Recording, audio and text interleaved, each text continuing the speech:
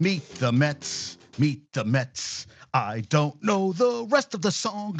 Meet the Mets. We're 0-4. We only got 5 hits yesterday. We lost in 10 innings, and we only got 5 hits. We lost 5-0 too, and we gave up a 3-run homer in the 10th. Meet the Mets, meet the Mets. 0-4, and tickets are cheap. Bumble sent me a funny thing. Yeah, he sent me a really funny thing, which is my picture today. There are 3 teams still with no wins in Major League Baseball. And of course, he sent me all of their, the 3 teams are the New York Mets, payroll, $308 million. The White Sox, $129 million payroll. And the Marlins, $97 million. Third lowest in MLB. And the Mets, listen, I know JD Martinez is coming. I know McGill got hurt. I know that I said, listen, tickets are going to be cheap soon. And Bumble sends to me, because he's on top, I said, dude, are you really angry with the team? Because you seem like you're really angry with the team. That he sent me single game tickets starting at $13 on sale now through Citi, powered by Citi. That was on, I don't know, be part of the excitement. And also Game Time, score last minute Mets tickets for $6 down from 22, lowest price guaranteed. But do you want to see shitty baseball? And he sends me something yesterday from Newsbreak. And Newsbreak to me is the worst goddamn. First of all, they're behind everything. He sends me that Boomer Esiason sounds off on clueless Pete Alonso singing on stage at a Zach Bryan concert.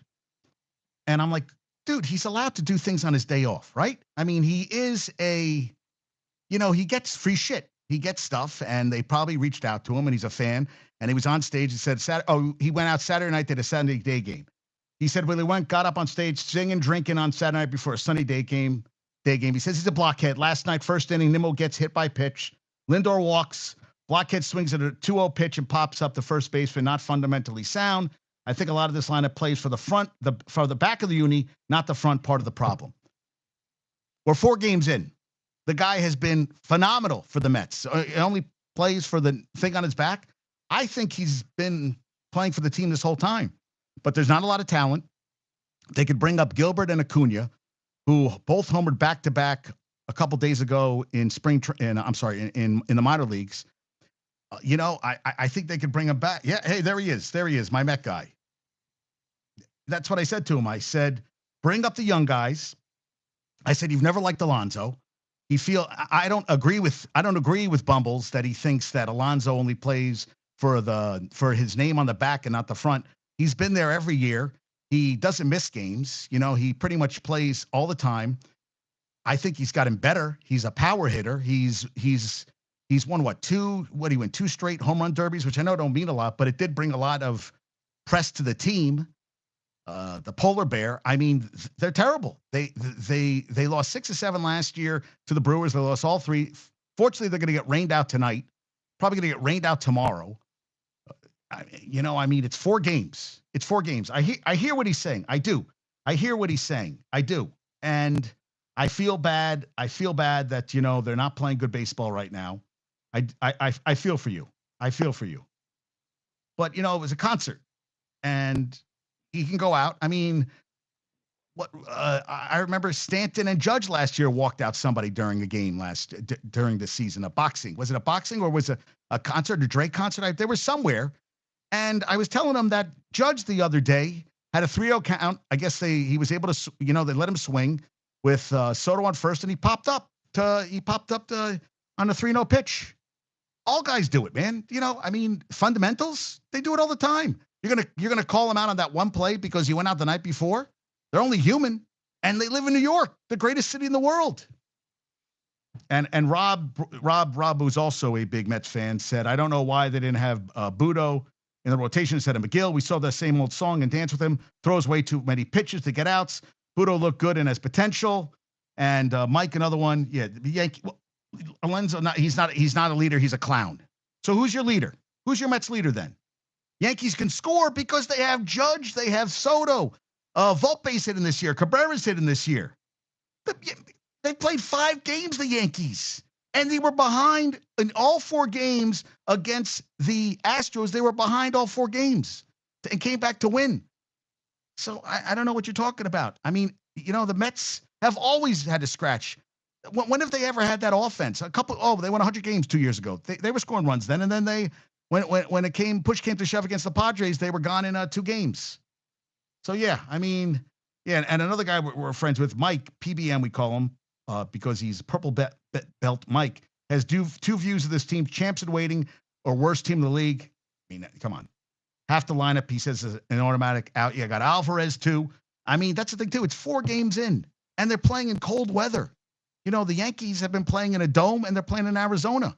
It's a lot better. I mean, the Yankees are coming back. Aren't the Yankees coming back on Thursday? It's going to be cold. How are the Mets? So the Mets are not a cohesive group. When have the Mets been a cohesive group? They weren't cohesive last year. They're not cohesive this year. More times than not, the Mets are not you don't talk cohesive and you talk the New York Mets. You talk a train wreck. You talk a shit show. You talk a shitty team. You've had a couple great years, and your last championship was in '86. You're like the Bears. That's what the Mets are like, the Bears, where everybody talks about the '86 Mets with an aura, which they did. They were a fantastic team. That's it. The Bears, 85 Bears. That's a team. They went to one Super Bowl since then. Yankee and the Mets went to one in 2015. But that's the standard that the Mets are held to. That's a standard that the Bears are held to. And, I mean, you got JD Martinez coming. That'll bring some more bat. I guess we're going to see what happens, right? I mean, you got a 5-0 Mets. I mean, the guys in company are just going crazy with the Yankees. It's 5 games. And then Hal is like, we're back because you had your pitcher last night pitch a no-hitter. Oh, 2000, yeah, 2000, yes, 2000. Do people really talk about the 2000 team? You got swept by the Yankees in the World Series. Or 5 games? I'm sorry, less than 5 games. Did people really talk about? You talk about the 86 team. I don't know. Do you really talk about the 2000 team? Was that a cohesive group? You had Piazza, right? Piazza. Wait, Piazza was on the 2000 team or no? Was Piazza? Yes, Piazza was on the 2000 team, wasn't he? That's what, you talk about. Yankees had a run where they had 4 championships and 5. I mean, they had a run. 96, 98, 99, 2000. I mean, that's a run. That's a run. What geez? I don't know what you're talking about. Geez. I mean, that's a run. Hey, you guys, every couple of years, every decade or two, you have a nice team. You have a year where you're phenomenal. And also, when was the last time the Mets went back-to-back playoffs? It's been a while, hasn't it? Or is it? Have the Mets ever had back-to-back playoff seasons? I think I did that as a trivia questions. Mets back-to-back. I'm almost positive they've never had back-to-back playoffs. How many times have they made the playoffs? What's the last time the best? Yeah, I don't think they've ever had back-to-back playoff seasons, have they? I would have to look at that. New York Mets postseason. Yeah, let's do it right here. Okay, here we go. 69, 73, 86, 88, 99. Oh, yes. 99, 2000. Yep, that was it. I'm sorry, my bad. 2006, 2015. Oh, 2000. Okay, you've done it. Yes, your rotation is a group of. Yes. You'll be lucky if you win 40, 50 games this year. I just don't see it happening. I think this team is in a lot of trouble, Bumbles. A lot of trouble. I don't care if JD Martinez. I think that the season works out the way it should, that Alonso and McNeil and some pieces will be playing somewhere else by the end of the season. That's what I would do. You're not going anywhere. I just said that. You're not going anywhere. I said trade the guys. Teams are going to be dying to get Alonso on their team. Alonso will be playing in the playoffs for a different team, and maybe you could bring him back. And everybody says they're going to get Soto next year. But why would Soto come to the Mets on a shitty team? Why would he come here? Oh, because they're offering him the most money? So he can be like a Pujols or a Trout where you never get any playoffs? Is that what you do? Where he went from the Cardinals with Pujols, and then he went to the Angels and won absolutely nothing. Didn't go to any playoff games, right? Maybe Lindor, I wouldn't be happy either. Why would you be happy? They're not having a good season. They're not having a good season at all. It is ugliness. It is very ugly. Very, very ugly. Very. Yeah, and then I was just talking to, so I'm trying to get Nick on the show for a while. For the first time since 83, when the Pirates went 84 and 78, finished second in the NL East with Chuck Tanner as the manager, 5-0 start for the Pirates. Hey, 5-0 since 83. That's a nice thing, right? 5-0. It does look a lot better. I know it's only 4 games, but it doesn't look like it's going to get any better for the Mets. And it could be a very, very, very long season for. Hey, Yankees, I'm taking it. Every game you take and you just go, okay, let's ride this wave. Let's ride this wave and see where it goes, because it's awesome. Yeah, Panarin got a and the Rangers gave up a goal in 18 seconds, and they lost 4-2 to the Penguins last night. And I saw that for the 19th season in a row, he tied Gretzky. Cindy Crosby will have a point a game for they improved 12 games last year, the Bucks. So, well, what does that mean? They improved. They weren't a very good team last year, the Bucks. I mean, they were better than they've been, but they've been shitty for a long time. What's up there, Josh? And Panarin got a 6-game point streak, 6 goals, 8 assists, but you give them a goal in 18 seconds, and they were down 3-0, got 2 goals. But I see Capo Caco, and I forgot who scored the other goal, and Panarin got an assist. I saw Austin Matthews, 2 goals last night, 61-62 for the Maple Leafs. The Astros had a no-hitter last night. So my cousin Hal says they're back. They're back. They're back. I'm like, really? They're back? I'm sorry. They're back. Yeah, they're back. Because Ronel Blanco threw a no-hitter. From working at a car wash to throwing a no-hitter, Ronel Blanco, how about that? From a car wash, Ronel Blanco, he worked at a car wash in the Dominican Republic before receiving a $5,000 signing bonus from an organization that countered the market on inexpensive improbabilities. He didn't pitch until he was 18, signed him at age 22, ancient, which is very old. If not for general manager Dana Brown persuading his pitching coaches to try him as a starter, he might still be stowed in the minor league bullpen. He has wowed in Dominican winter ball and taken the shuttle back and forth to AAA Sugarland, all while blocked in the big leagues by the same stories he attempted to author. Yeah, crazy. Yeah. Framber Valdez signed for $10,000 under Ocampo's watch. Christian Javier. Blanco got half of that. In his 8th major league start, one few expected him to make entering spring training through the 17th no-hitter in Astros history. He beat the Blue Jays 10-0 Minute Maid Park. That's awesome. Yeah. Valdez, Javier, and Blanco have started the franchise's last 4 no-hitters. Yeah, Game 4 of the 2002, including the first 6 innings during Game 4 of the 2020 World Series. Wow. Pretty crazy. Working at a car wash. Blanco never had thrown more than 6 innings in a major league game. Earliest, I would think it would be the earliest, dude, because, they played 5 games? They wanted to keep around 90 pitches. He exited in the 8th with 91. He threw 14 more in the 9th to secure one of the most unexpected pieces. I'm glad they let him finish the game. That was cool. Yeah, they said Verlander and Jose Urquidy, both got injured, so that's why he got the pitch. So he got the no-hitter. That's pretty awesome. Love that stuff. I love stuff like that. Hey, they got the no-hitter, and that's what House says. Now they're back. Hey, you lost 4 games. What is that? 7 in a row they've lost. 6 in a row they lost to the Yankees. 7 in a row the Yankees have beaten them now. And then House says, well, talk to me during the postseason. I said, really can't say anything because we haven't. And 5 games in, listen, you'll take 5-0 over 0-4. You'll take it for what it is. Yeah. Oh, is that Cullum? Yeah. What's up? Cullum's going to go crazy about the Yankees. I guess he's already starting the parade route right now. We'll see what happens on that front. The Knicks lost on. I was talking during that game. That was a tough game they lost. Hey, listen, SGA had a phenomenal game. Was I going to do that? Was that last night? Was that 2 nights ago? I'm getting my. That was Sunday night. I did my podcast then. Didn't do it yesterday. And tonight they're going to play. Robinson is dealing with a sprained left ankle, so he is questionable from what I read. And they said Embiid might be playing today, but I've read that he's out. But it's at Philly tonight, so they got to get a win. And the Celtics, Strohs will get those garbage cans ready. Yes, they will. They will. I know that's never going to end with that stuff. And yesterday, it was April Fool's Day, so I saw something Angus had posted that the Winnipeg Jets are moving to Atlanta, which was a joke. I thought that was kind of funny.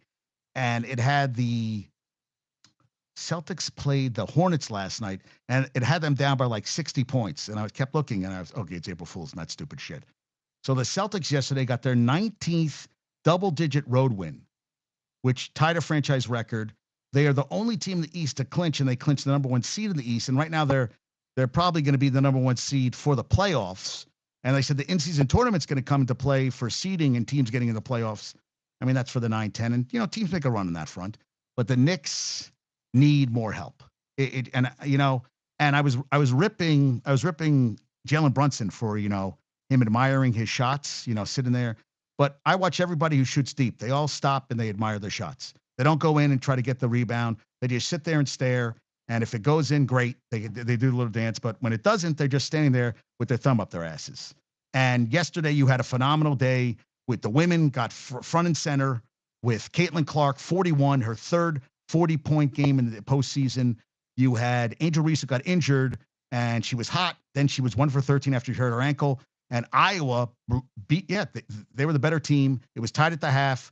Clark had 19 in the first half, 22 in the second half, 12 in the third, 41 for the game. Yeah, she had 10 in the fourth, 41 points. She is the all-time three-point leader in, Oh, LeBron turns away from the basket? So is that better that he turns away from the basket? So that means he's not even going for the rebound. He's just turning away from the basket. I would think that'd be worse. I haven't seen it. I need to watch these guys more. It drives me crazy. I was always taught, I tell the kids, take the shot and go and try to get the rebound, because if you miss it, get the ball and you can put it back in. But if you're sitting there admiring your shot, you're not doing shit. You're not helping the team out. So what the fuck are you doing? And Caitlin Clark, most three-pointers made in a career, most in postseason, most assists in the postseason. So they beat, and it was nice. Yeah. Yeah. Angel Reese played it very, hey, I thought Angel Reese played a good game. Yeah. That was a charge on Angel. What do you mean? The fifth? What do you mean? The last play of the game where she got her fifth foul? You thought that was a foul on her, or was it on the other team? I don't know what you're talking. That's what I'm asking you. Do you think it should have been on Iowa or should have been on LSU?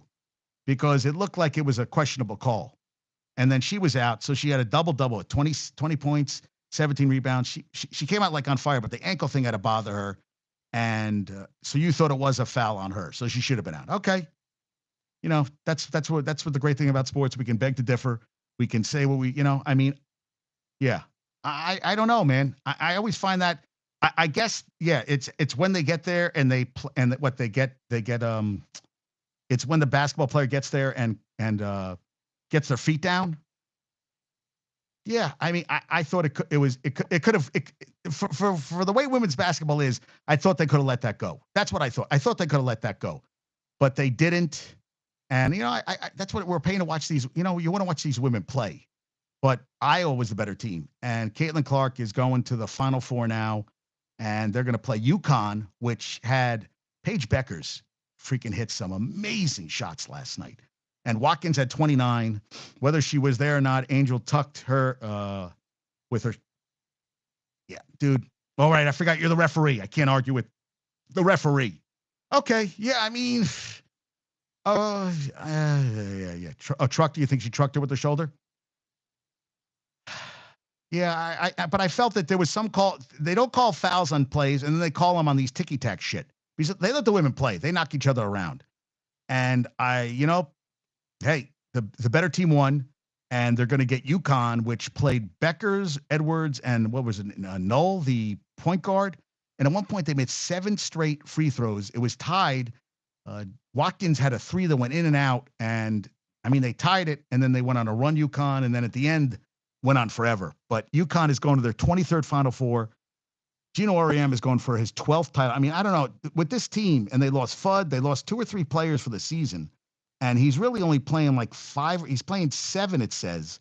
But they're not playing a lot. I mean, he's really counting on that starting 5 to play. 3 women playing full 40 minutes. And Paige Beckers, God damn, she was hitting some beautiful shots. I mean, good God. And Watkins is going to be fantastic.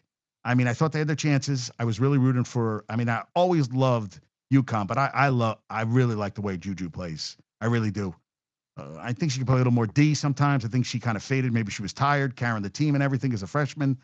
But UConn is going to play Iowa. That's going to be interesting. And then South Carolina is going to play NC State. So you have UConn men and women, first time ever, UConn men and women and NC State men and women, we're going to have 2 different schools have both their men and women's both in the Final Four. Never happened before. It's happened where men and women in one school, but we have 2 schools both getting their women and men in the Final Four, which blows my mind. NC State, I mean, Keating was going to lose his goddamn job. I mean, they definitely weren't going to make the tournament. If they didn't beat UNC in the ACC final, they were not making the NCAA tournament. And now DJ Burns are talking about going to play in the NFL as offensive lineman because he's 300 pounds and he's 23 years old. He was a 4-star 2018. Shit, I forget where he started. Then he went to Winthrop. Then he's at NC State. And he's got very light feet. I don't think he's really going to be a good pro. But, you know, he's riding this wave right now. And I love that Duke lost. I love it. Yeah. Yeah, Connecticut, biggest moments. Well, what else do they have? You got the Whalers there. Cullen, you got the Whalers. That's what we talked about. Tommy said that. He goes, the thing we're most famous for is UConn men and women's basketball. That's it. There's no baseball team. That's it. That's all you have. Football team sucks. You're right. And the Whalers are gone. So what else do they have? The biggest thing in Connecticut is stores. Oh, and you got ESPN there. So you can say you got ESPN and Connecticut men's and women's basketball. More women than them. I mean, the men have won championships, but the women have been phenomenal. And to make and I'll tell you, they got a shot. They have a shot against Iowa. Why not? Paige Beckers, she can light it up. And, you know, I mean, the problem is that if her or Edwards get in foul trouble, they're in trouble. But Iowa, I thought they were going to get that LSU was the more physical team, was the more athletic team. And Iowa just, I mean, come on. Beckers was, Caitlin Clark was hitting from everywhere. Yeah. You know, I don't like this thing. This heart thing that everybody does. I don't know. It just fucking annoys me, dude. Yeah, what's up there, Saul? Yeah, it just annoys me. It's like, yeah, maybe I love each other. Fucking bullshit. I don't like it. I don't like it at all. Yeah, I'm not a fan. That's me. You know, I just find it a little annoying after a while. Yeah. Yeah, and Sean Manaea for the Mets. What went 6 innings, 2 hits, nothing. Hey, five hits for the Mets. What are you gonna do? 5 fucking hits. 5 hits. Yeah, what are they? Oh yeah, pizza pies at home. That's what the ESPN announcer said. What the fuck does pizza pies at home when she hit a layup? I never heard that in my life. Pizza pies at home. I go, what the fuck does that mean? And Angel Reese now 10 straight doubles. She hasn't decided if she's going to stay in college or go pro. She's making a fortune in college. Why not stay in college? That's what I would do. Cardoso from South Carolina, she's going pro. I'd stay in college. And Alex Rodriguez, his lack of cash, a red flag. Dude, he doesn't have the money to own a team. He doesn't have he's not a billionaire. So I saw that. I was like, come on, really? He doesn't have that kind of. He doesn't have those kind of shekels. I think he's living a lie. No, talking about Mets until the win. Who is? Who's talking about the Mets? Yeah, I don't know what you mean, Colin. So no talking about Mets until the win. So we're going to only talk about Connecticut stuff until the Mets win. So we're going to keep this going for a while. Yeah, I don't get it. Yeah.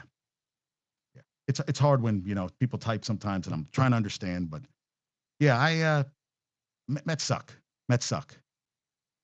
Yeah, Mets. I mean, you know, yeah, I just, wow, they're just shit. It just really sucks. It really does. Yeah, Robinson. How about Jalen Brunson last 4 games? 36, 7 assists, 51 field goal percentage. I still think he takes too many fucking threes. I really do. I think sometimes you need to stop with the fucking threes. And I'll tell you, they had chances. They got really sloppy with the ball at the end against OKC. And going to go into Philly today. They should win the game, but we're going to see what happens on that front. Miles McBride, the last 15 games, 35 minutes a game, 14 points, 64 true shooting, 45 from 3 assists and a steal. As long as he's over 40%. Yeah, you know what? He isn't, though. He hasn't been over 40% lately. He's been shooting like shit lately from 3.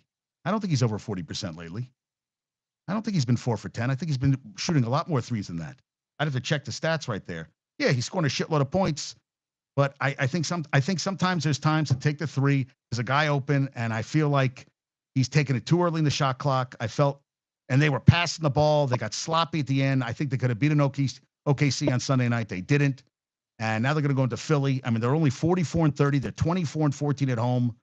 I mean, they really miss Randall and OG. And from what I read, that they're not even sure that OG and Randall are coming back this season. That's what some guys are thinking. So I guess we're going to see what happens on that front. Yeah. I don't know. I really don't know. Yeah, but yeah, I'm not 100% sure on this one. So we're gonna see what happens. Yeah, Josh Hart said, I'm looking at it like this is a team we're gonna have. He said, I think that's how we have to approach it, that those guys aren't coming back, and obviously we'll be pleasantly surprised if they come back. Because I'm not in those medical conversations or anything like that, so I don't know shit from shit, which is true. But we got to approach every game, and yeah, because if they come back, great. If they don't, they don't. Both were initially left the lineup after the Knicks beat the Heat on January 27th. They've been back since. Oosh. Oh, well, he came back. And Anunoby came back. So the half game back of the Cavs for third, one game ahead of the Magic in fourth. And OKC clinched a playoff spot for the first time since 2020. T-Wolves lost yesterday. They clinched a playoff berth. We'll see what happens on that front. Yeah, I mean, hey, it's going to be a game tonight. Got to go down to Philly and get that win. We'll see if they do. Fucking Rangers lasting 18 seconds in. Down, goddamn freaking Penguins. Sidney Crosby and that shit. I was trying to watch that. Michigan was watching that. Michigan goes, you got me watching basketball last night because I was in Jersey last night and she was here. And yeah, she goes, you got me watching basketball. I said, I think everybody was watching basketball. I mean, it's pretty impressive. I mean, I'm curious what the rating's going to be for the game. The Nets got blown out, of course, again. Halliburton 27-13, Cam Thomas 20-2. Embiid could play Thursday at Miami. The Mavs, how about this? Doncic has won 17 consecutive games for his Texas teams. They're saying he's in the MVP conversation. I don't. Yeah. Doncic says he cares more about winning. Yeah. Okay. I want them going out fast. I can't stand it. I feel like he whines all the fucking time. Yeah. 40. Oh, so here we go, Colin. Yes. Yes, we know. Yes. Yes. Thank you. 4 from 10 is 12 points. Yes. Is 50% from the field is 10 points. Yes. Everything is pushing. Yes. It's more points, even with the worst percentage. Yes. Yes. My friend Ben tells me that all the time. That's what it is. 3 is better than 2, but not if you're missing all the time. And what did DiVincenzo? What did he go? 4 for 16? He was 4 for 18, 4 for 16 from 3. So that means he missed 12 shots. So he got 12 points. So you got more points in that than he would have hit a 2. But if you're not shooting great from the 3 and you keep shooting threes and you got the lead and you're going down and you're rushing shots, which I feel happens a lot. And I know teams, even with a 10-point lead with 2 minutes left, hit a couple threes, you're right back in it. Yeah. Okay. I just feel like sometimes the shot's rushed. I feel like it's not the best shot available. And I feel like, I just feel like sometimes they take too many of them. And I feel like that, well, that's every sport. It's just 3, 3, 3, 3s, 3s. And when it works, it's great. When it doesn't, it's messy. And the thing is with the Knicks right now is that they're not at full strength. And you're going to ride the hot hand. And Brunson is pretty much unstoppable, which I agree with. And, DiVincenzo, you're going to live and die with him. When he's hot, when he's on fire, it's good. When he's not, he's not. And they had a very good West Coast road trip. And OKC is a very young team and a strong team. Yeah. But the positives outweigh when it's going bad. Okay. Yeah. Yeah, usually. I just feel right now that they have to, that's what's going to work for them right now is the 3. And you got, Grimes and DiVincenzo and Brunson are 3-point shooters. And Hart shoots a 3 too. I just thought that was a game they could have won against OKC. I thought they got a little sloppy. They were getting a little like playing like the Harlem Globetrotters and throwing some bad passes at the end. And they let a game get away that they could have won. And that game in San Antonio, I mean, they sleptwalked through the first half and then they were playing catch up. Then they got the lead and then they had a terrible overtime. That's what I feel like. I feel like all the momentum they got from the West Coast trip kind of went out the window. That's what I felt.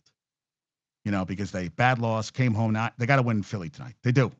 And I get nervous because, if they start they end the season slow or whatever, and then they get jumped by, actually, that's not a bad thing. So if they get jumped, God forbid they get down to 6, they still would get the Bucks in the first round. I don't know if I'd like that as a first round. Whereas Cleveland, everybody seems to like the matchup with Cleveland. And I'd like them to have home court for a series whereas they get dropped to 6. I don't know if I want to see Giannis for if it goes to 7 games. Then you got to win in Milwaukee. Yeah, I don't know. So I feel like they got to end strong, and they're playing the Bucks too. Knicks' schedule going forward is they're playing the 6. I mean, they don't have too many games left, right? Knicks don't have too many games left. What do they have? 9? Yeah, they got the Heat tonight.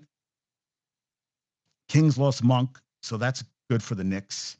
Then they're at the Bulls, at the Bucks, at the Bulls. Celtics will be basically playing for nothing by then. They've clinched. They're probably going to rest some guys. Then they get the Nets at home, and they get the Bulls at home. So basically, they got the Bulls. They got 3 games against the Bulls and the Nets. I mean, really, the only tough games for them going forward is tonight. And the Celtics. I would take the Bucks. I think the Celtics by then so they have a legitimate shot for the 1, 2, 3, 4, 5, 6, 7, 8 games left in the season. That's all I got left. Really. So the Knicks have played, 8 games left. So right now they're a game up, half a game up. So right now they got the home court. I'd love them to get ahead. Well, that's the thing too. So if the third, they'll play the Pacers. Which I think is not. Pacers have to score a lot of points. If they don't score a lot of points, they're not going to win games. They're only a half game at a third. So if they can go, listen, if they go 6-2 the rest of the way, they got a shot of jumping and passing Cleveland. So let's see if that happens. We'll see what happens. Yeah. We'll see what happens. What if? There's a lot of what ifs, right? A lot of what ifs right there. Yeah. Did you see Tyler Hero? He didn't know what galvanizing meant. He goes, what's galvanizing mean? I think Aaron said that to me. He goes, dude, I said, you know what? He's a basketball. He went to Kentucky. What did he say there? 1 year? I think he majored in basketball. And, hey, he doesn't know what galvanizing means. He's not getting paid to know what galvanizing means. But I thought it was kind of funny. So they're saying no Hero on today. Josh Richardson's shoulder. Jovic, his knee is questionable. Caleb Martin with ankle is questionable. Duncan Robinson and Terry Rozier, they're all on the injury report. So I guess we're going to see what happens on that front. Hey, you know what? Let's get that win tonight. Get the win tonight. Get it. Get her done.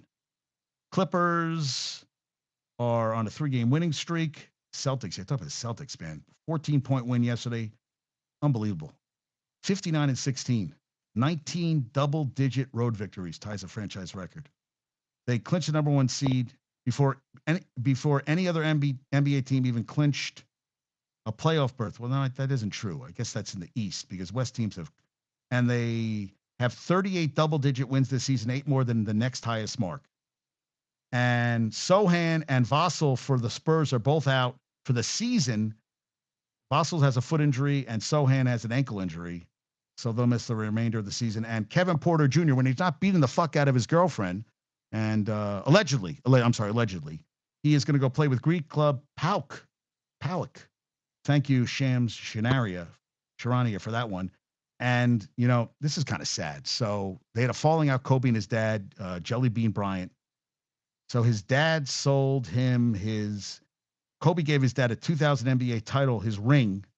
His dad sold it for $927,000, including buyer's premium with collectibles marketplace Golden over the weekend.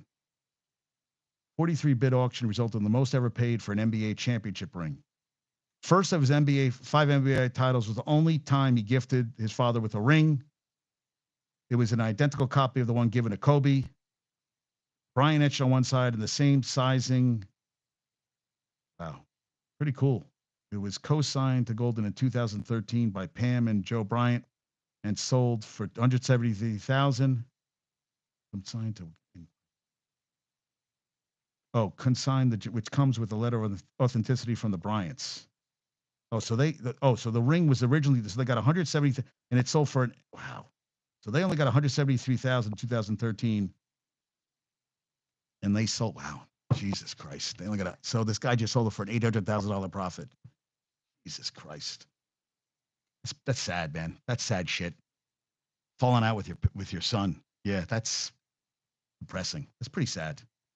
And it wasn't the highest. Charlie Sheen paid $2.09 million for Babe Ruth's 1927 World Series title ring. I think he spends that. What do he spend that about a year on prostitutes? Because you pay him to leave.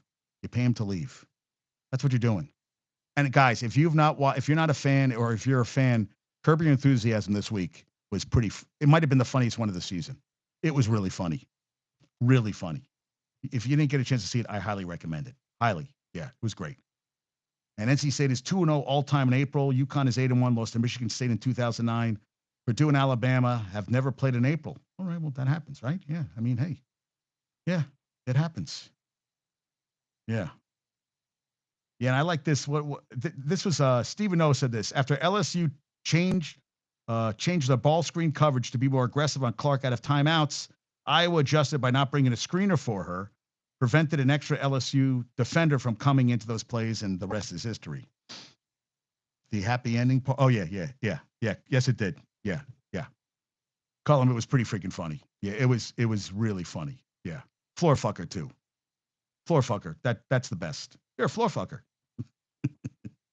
Yeah, and Caitlin Clark, and they're both, they both play hard. That's what they are. They're not, Angel Reese was like, we're just competitors. It's not me against her.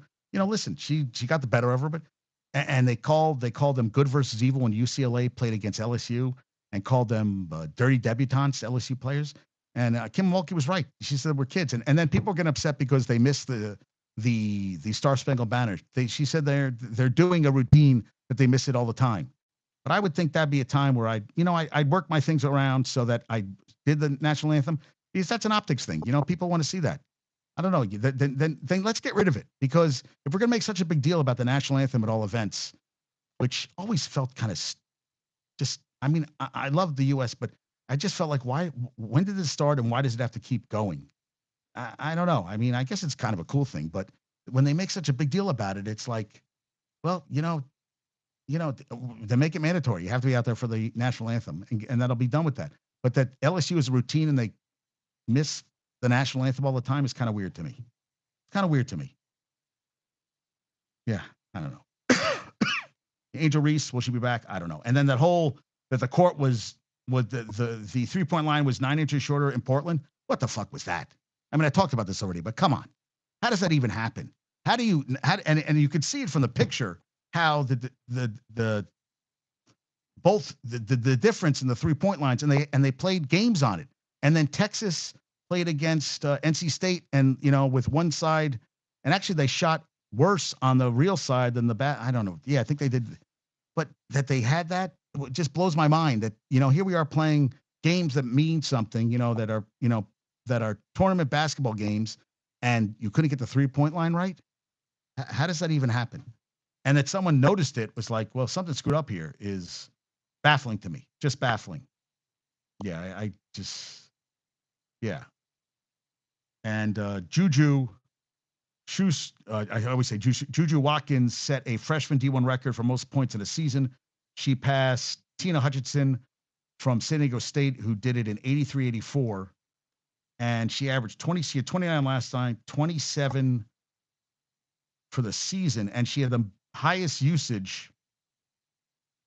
What was her usage? She led the nation in usage at 42.8% per Basketball Reference.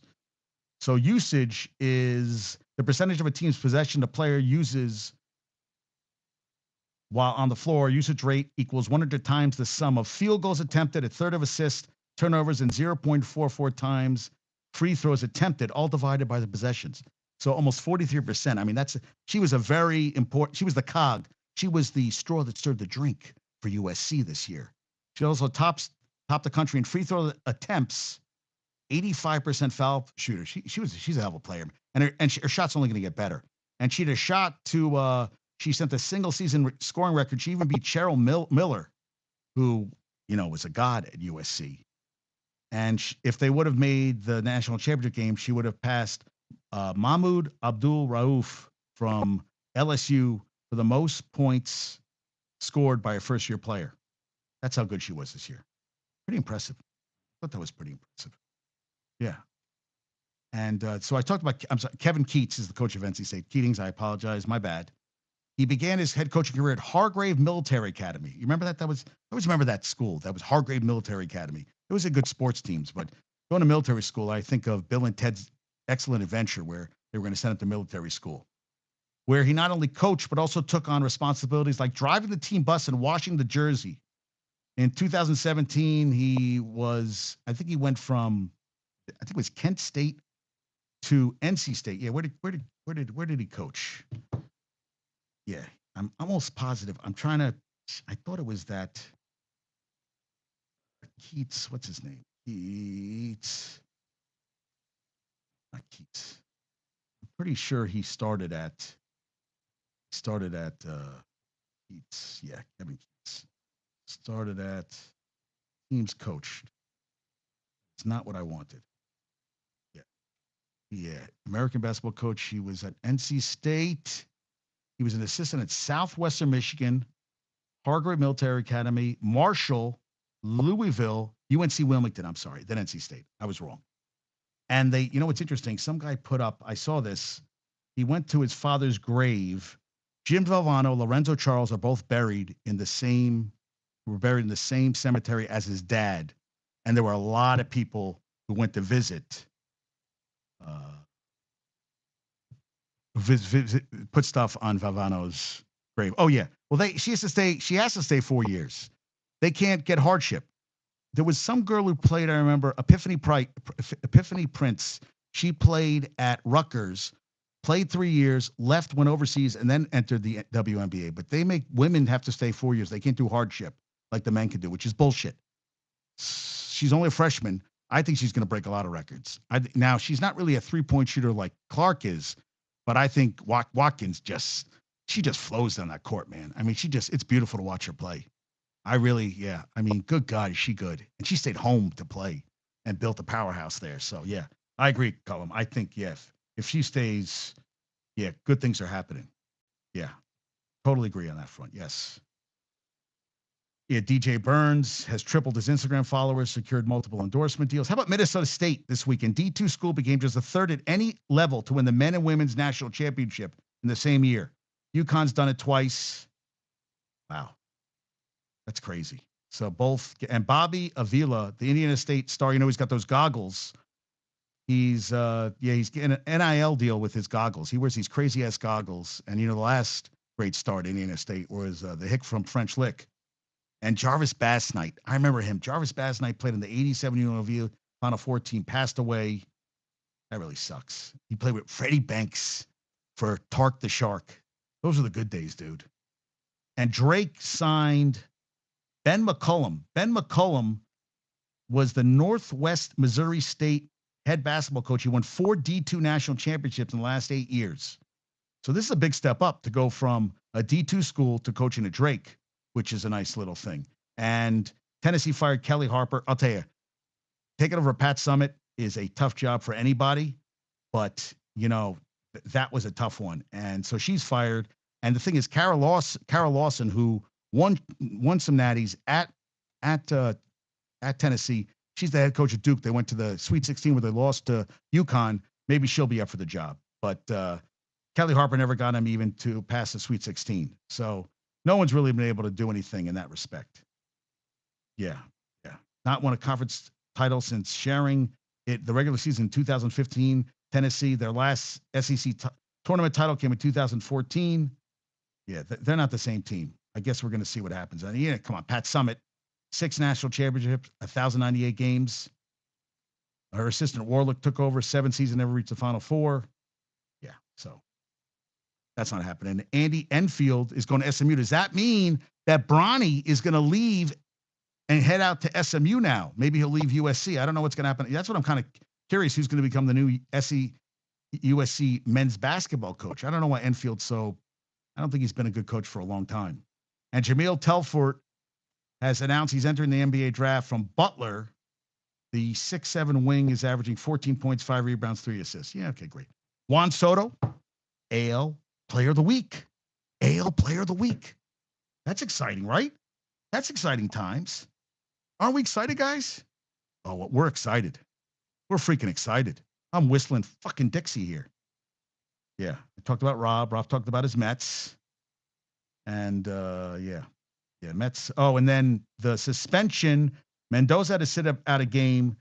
And then And then Ramirez got his 3-game suspension dropped down to 2. McGill is now in the 15-day IL with right shoulder strain. So, I mean, he wasn't, as Bumbles will say, he's a 4 or 5 starter anyway. And their first 0-4 start since 2005 for the Mets. So congrats to them, getting it done. Padres, through the first 6 games, they're hitting .388 with runners in scoring possession and 11 extra base hits in those situations. How about yesterday for Cubs starter Shota Imanaga? 6 innings pitched, 9 Ks, 5-0 over the Rockies. Chris Bryant now, he is over 14 with 8 strikeouts on the season, getting paid a shitload of money. The Cubs are 4-4. The Rockies are 1-4. I'm sorry, the Cubs are 2-2. Rockies are 1-4. The Mariners split with the Red Sox, scored 10 runs over 4 games, and striking out more than 30% of the time. That's not good. Bobby Witt Jr. is on fire this season. Hit a second home run, but they lost to the Orioles 6-4. Orioles are 3-1. The Rangers fell to 1-3, but Bobby Witt Jr. is going to be great. I love that the Pirates are 5-0, first time since 1993. Mike Clevenger signed a 1-year deal with the White Sox. Didn't he get in trouble for he suspected domestic violence against his, reportedly against his ex-wife. Well, he's back playing. Good for him. And Adolis Garcia hit his 100th home run for Texas. Blue Jays are now, wow, Jesus. They went another 2 innings. So they 0 for their last 34. 2 walks and 10 Ks. Not good. Not good at all. And I was reading this about the Rangers from Vince Z. Mercogliano, who says Trouba returned Saturday, started back in his usual spot. He took the blame for last night's loss. Next to Keandre Miller, were tying for the lead with over 22 minutes of ice time. The Miller-Trouba pair actually graded out slightly better than the Miller-Schneider. The goals against for 60 minutes, 2.44 as opposed to 2.8 for Miller and Schneider. And the expected goal for percentage, which I didn't know what that was, between expected goals for and expected goals against. So the percentage is basically the same, like 48 and 46 for Miller-Trouba as opposed to Miller-Schneider.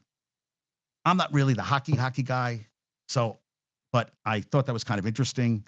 The pairing, and especially trying to get everything in order now because, we're getting to the end of the season. And it's not like, they're, I was telling that to Michigan, and I didn't really, Saul sent me something. Well, Saul, he sent me some Bill Burr. He likes Bill Burr a lot. So, but I wanted to talk some hockey with some guys. And it's not like they're, up by like 7-8 points.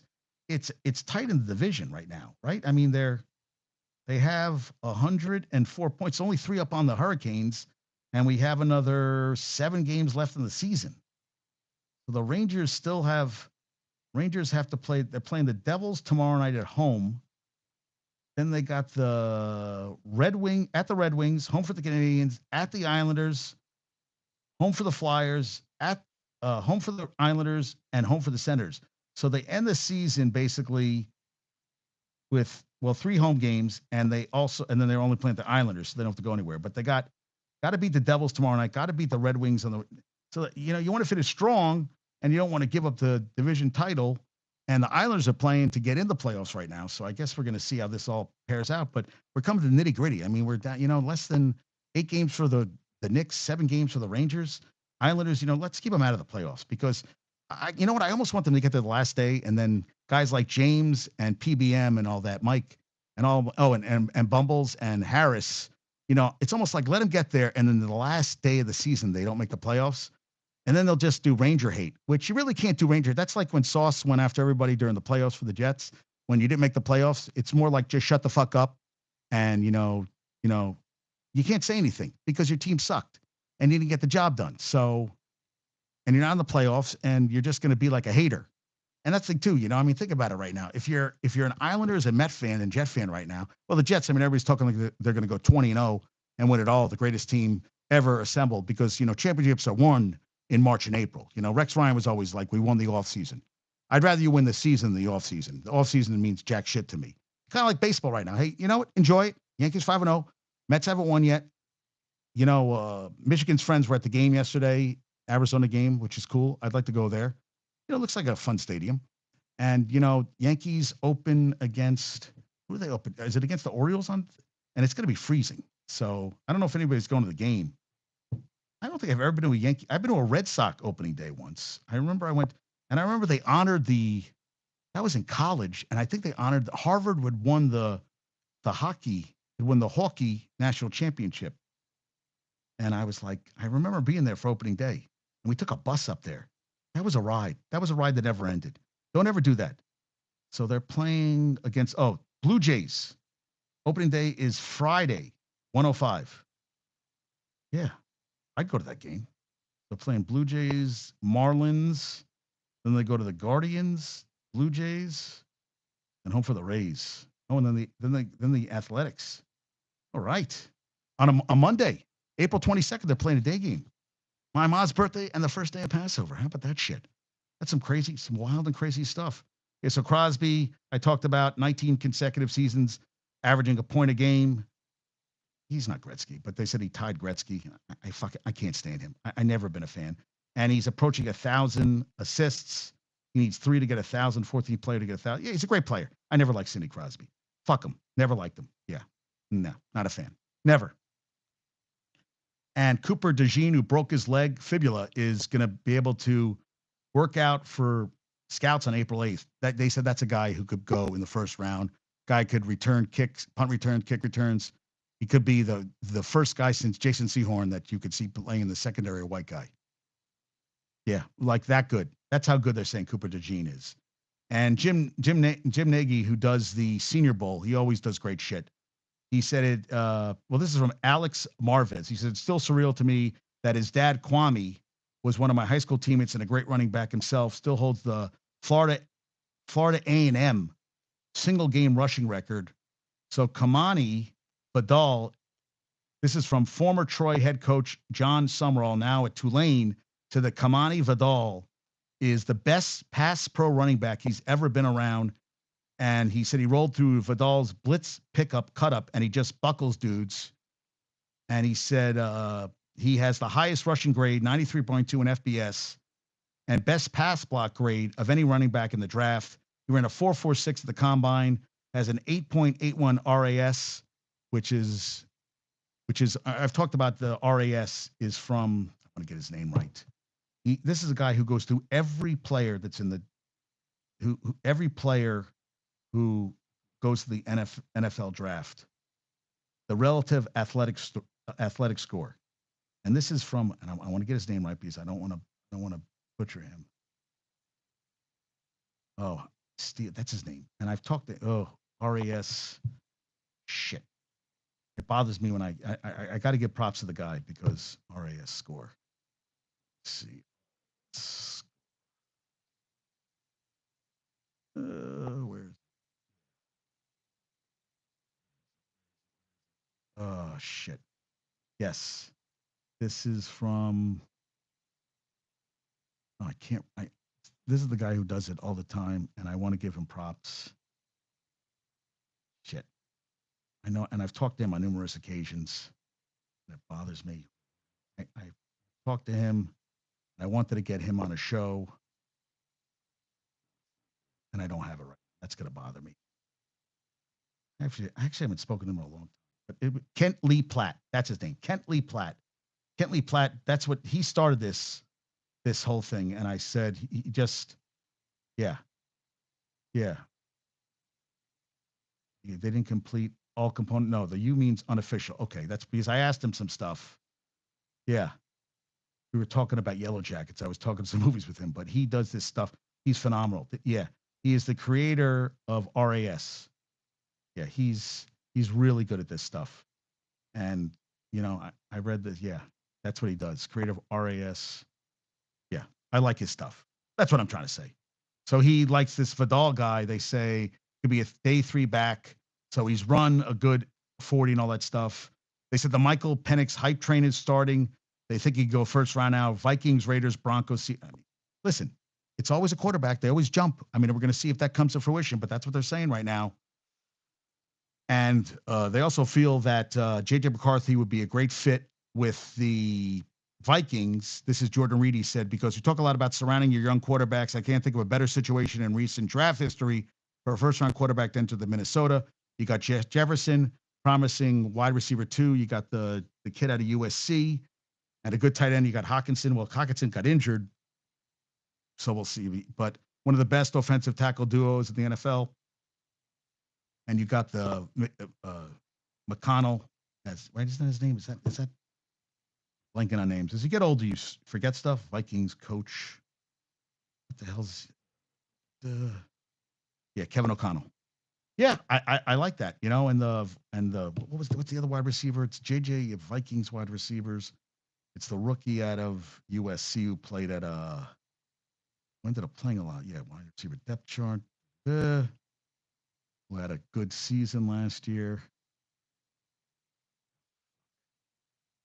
That's what I wanted. Not what I want. Yeah, and you asked for 2023. Yeah, and they give you the 2024. No, not Trent. Jordan Addison, who had a very good season last year, and came on at the end. 911 yards, 10 touchdowns. Gonna be a good player for them. When I saw Rashee Rice, and basically what I see did former first number 1 pick wide receiver by the Jets, went to Tampa Bay. He's on FS1, blanking on his name. That he reached out to Rashee Rice, who didn't answer him. He says, "God, you know what happened with Henry Ruggs?"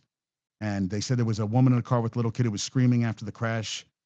You know, and he said he's cooperating fully. But, you know, we also what happened with Henry Ruggs, and these guys still do stupid shit. It's like they have this time off and they just do dumb fucking things. Yeah, Keyshawn reached out to him, was like, dude, don't you guys learn anything? And how about Vontae Davis? Vernon Davis's brother, they found him dead in a house in Florida, 35 years old, from a first round pick. And they're trying to get Jason Kelsey to be in WWE when it comes to Philly.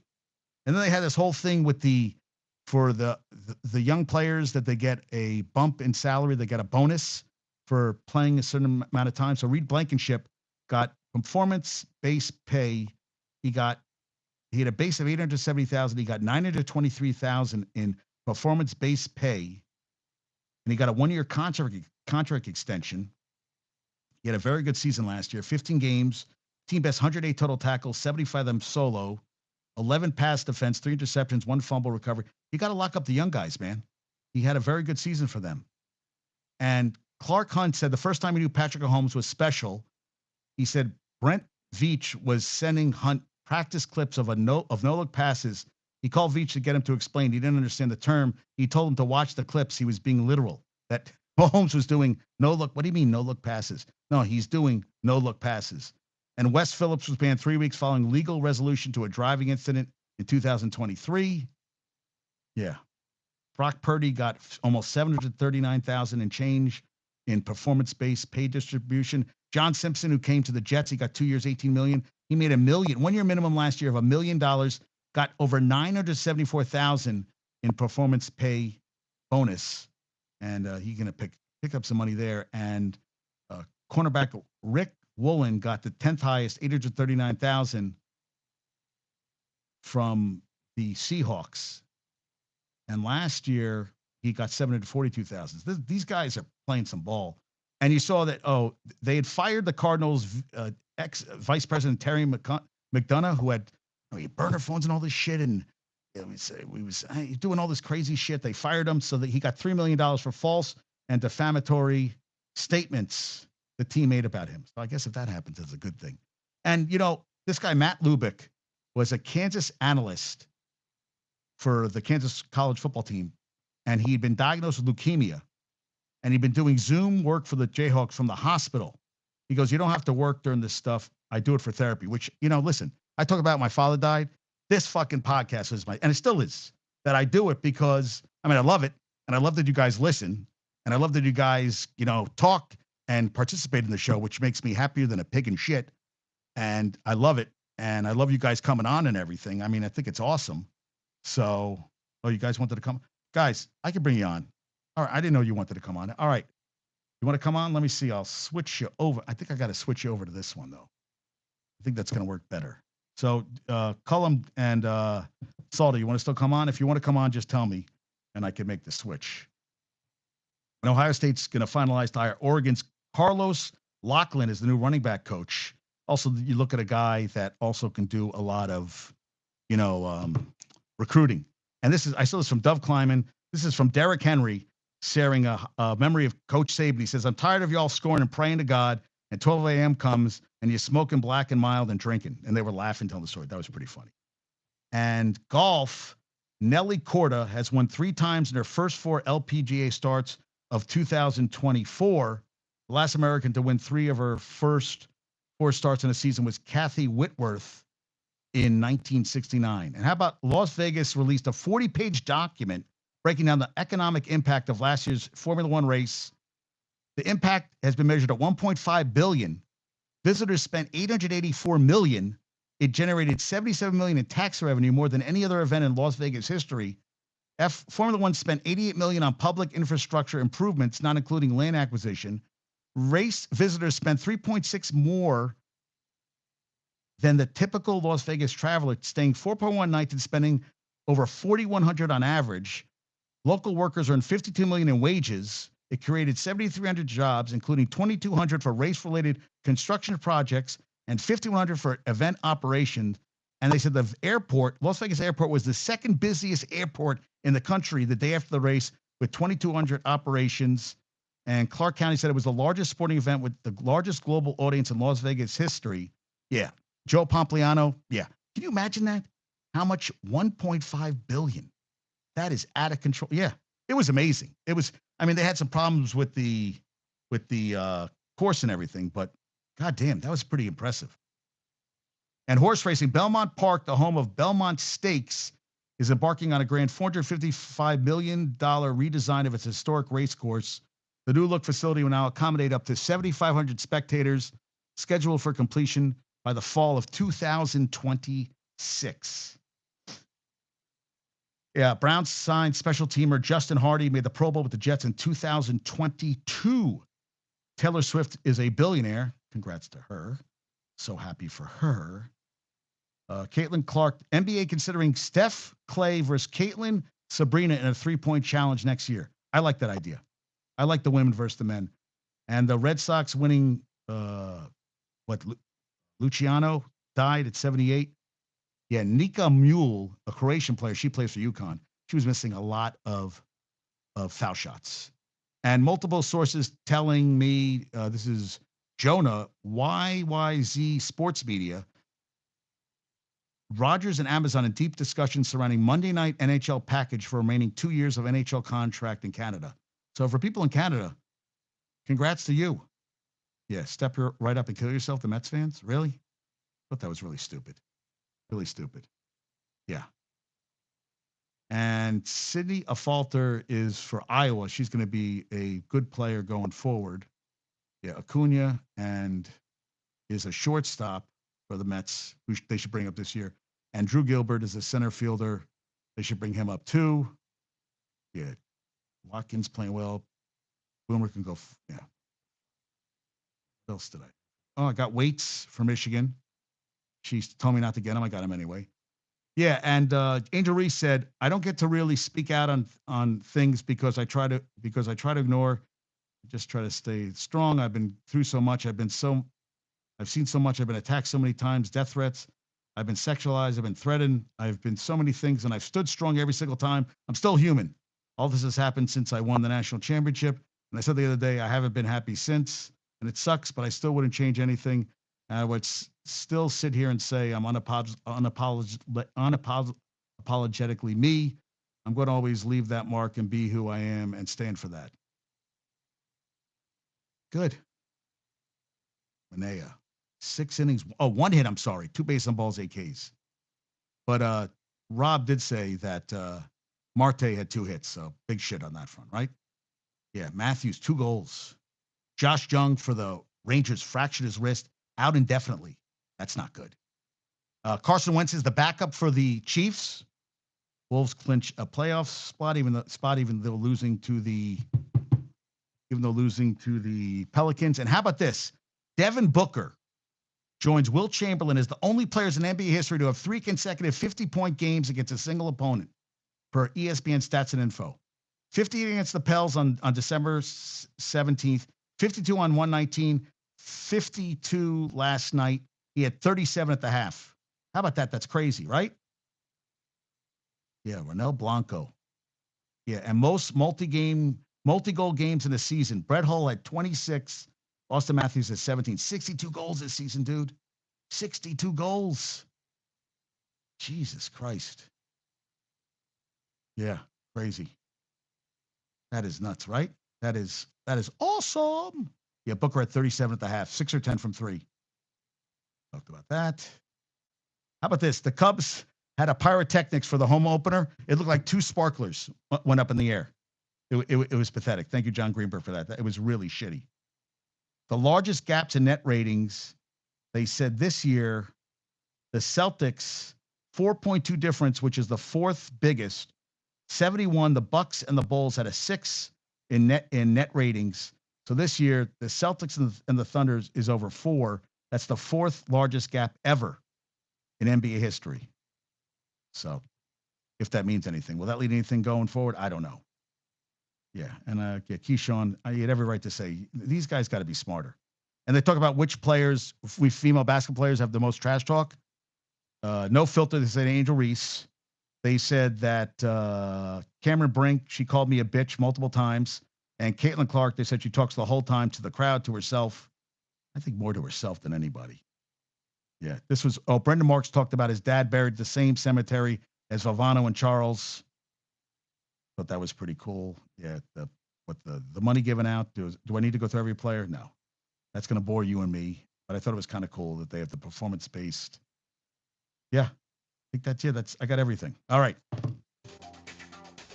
Guys, I got to be honest with you. I had to get a procedure yesterday. I didn't show you guys a picture. Well, some of you saw it. I had to have a fucking tube down my throat for 24 hours. For the first test, I'd had this tube put down my throat into my stomach. No, I'm sorry, down my nose, through my throat, into my stomach. And then she'd have pull it out, which was fucking, that. Then she'd have put one in my nose. So I tasted, I had a thing in my throat for 24 hours. And I didn't sleep at all last night. So I said, I got to do the show now. And then I got to go to sleep because I'm dragging ass. So Saul, I apologize, and Cullum. But I got no juice. I just got back in the city. I had to go food shopping, and I'm not trying to make excuses, but I got no juice. Yeah, so I look kind of fucked up. I was going to do a show yesterday, and I just didn't have. I didn't want everybody saying, "Well, what's on his face?" I had it taped to my nose, and it was not a good thing, dude. It was not good at all. So I got nobody got last show's trivia question, but I'll do shows other days this week. Oh, and Thursday is our 5-year anniversary. Michigan and I, which is awesome. So, yeah. What was I going to say? Okay, who holds the record? This was last year. Nobody got it. Record for the most 30-point games in NBA history.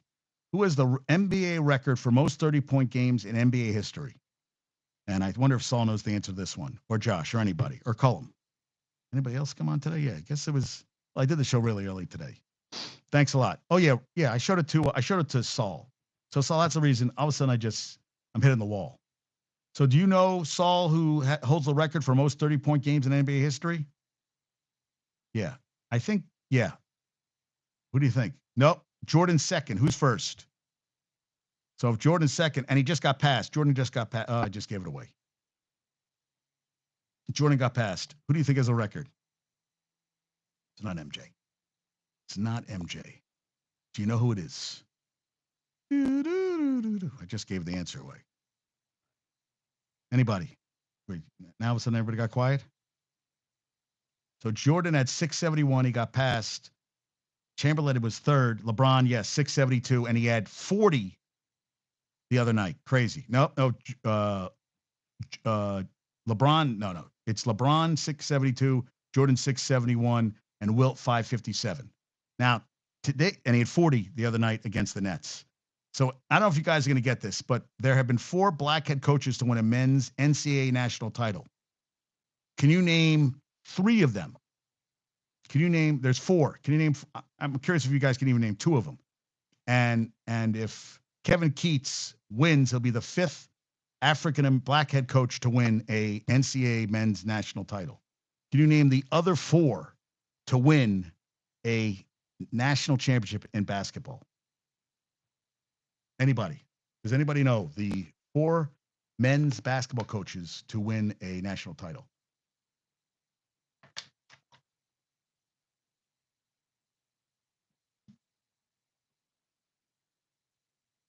That was pretty funny. I froze while I was drinking the water. That was kind of cool.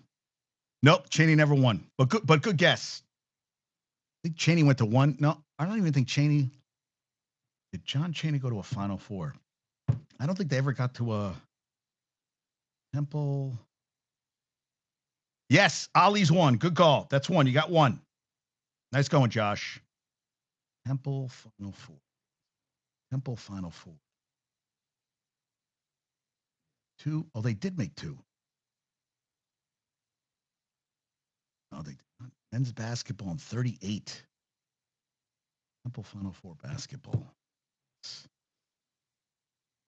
That did not answer the. Okay, so we got Kevin Ollie. It's not John Cheney. Temple men's basketball. Final Four they made. So they never. No, Cheney did not. They made the Elite 8 with Cheney, but they never won a. They didn't make. Cheney never made one. Okay, Axl Rose, good one. Good going. Yeah, good, great. Great. I'm trying to get answers here, and he's saying Axl fucking Rose. Okay, so guys, come on. Seriously, think about a great Knicks. Where did a great Knicks player play at? He played for one of these coaches. Won a natty with this coach. One of the greatest Knicks ever, and didn't win a title. Should have won a title.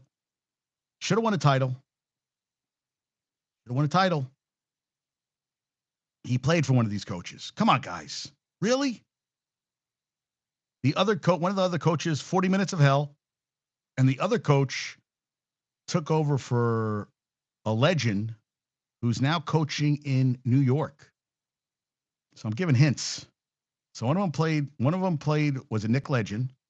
Gave you one of them. None of you guys are getting it.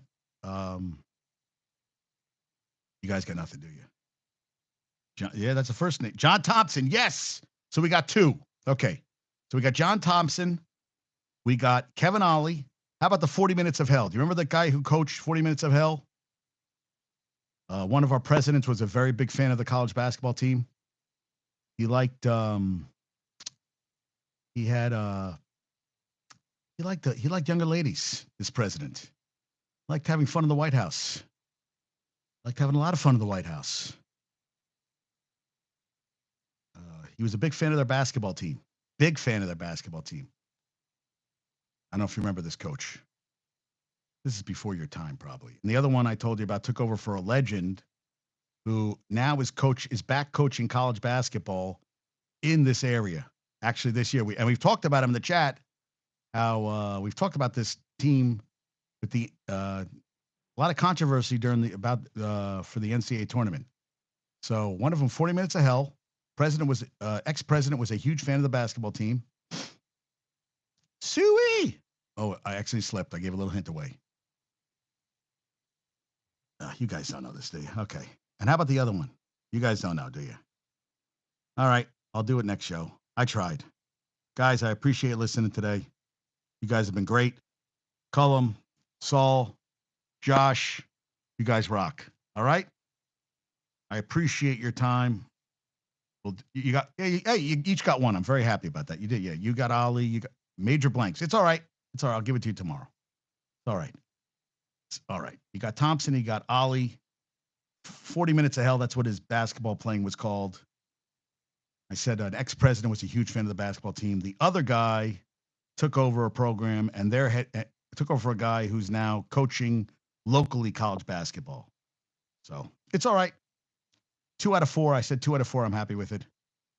Oh, wait, actually, I said I just went to 2 out of 4. So it was Tubby Smith won at Kentucky and Nolan Richardson won at Arkansas. Bill Clinton was a big Arkansas fan. Remember, he was from governor in Arkansas? Right, governor? I think he was governor.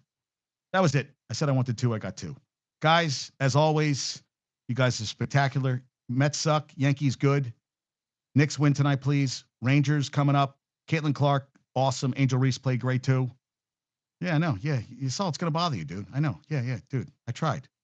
So, guys, thank you so much. Peace out. I'll talk to you soon. All right. Adios.